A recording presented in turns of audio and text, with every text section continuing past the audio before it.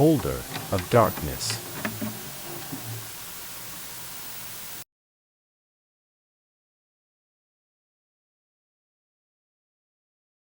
In any city, in any country, go to any mental institution or halfway house you can get yourself to.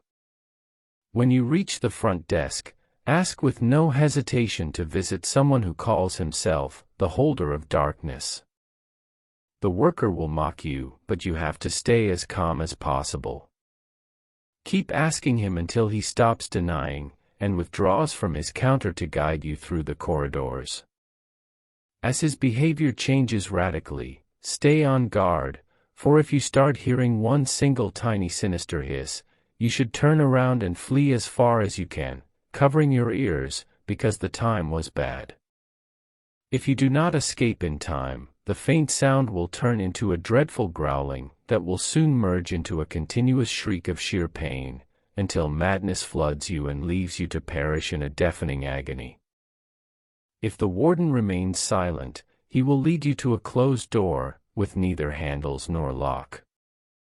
As he pushes it open effortlessly, you will see an ascending winding staircase, which can't possibly lead to any upper floor of the establishment. The door will close behind you, and you will not be able to push it back. Past this point, climb and do not turn back, or you will fall into a bottomless pit only waiting for a living prey to chew upon. Do not count the steps, for knowing how much there is will drive you into insanity. One will then creak, and so you should stop. Another door should appear on your left. If it is on your right, then pray for a swift passing. Enter slowly into the room, and a total obscurity shall fall unto you.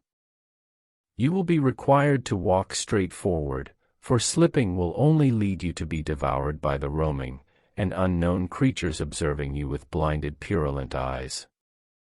You will know you have arrived, when coldness grips you. At that very moment, freeze, or you will perish by the hands of the holder who is standing right in front of you. In complete darkness, even closing your eyes will not prevent you from his horrid appearance. It will form into your mind as the most outrageous monster ever conceivable, and madness will try to creep into your brain, as worms over a decayed body. His fulminating breath and constant mumblings would be enough to make you cry, but be advised to not utter anything louder than a weeping, for you might wake what must not be awakened. The only question you will be able to whisper without being torn apart should be, what do they fear? You will feel movements all around you, as shudders animate your opponents.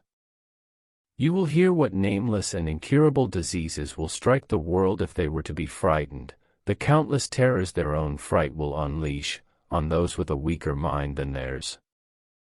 Amidst the atrocious enumeration of the endless sores the world will suffer, you might hear the simplest, almost ridiculous, yet implacable and certain truth they all fear. Do not move again. And when your head is about to implode, it will stop. If you are still able to move, you will find a door in front of you which leads you outside of the ward. There, in the open, in the grass, a broken hourglass will wait for you. You are free to pick it up. It is object 13 of 538. Your knowledge of their fears is up to you to share, but you might not want to use it as a weapon against them.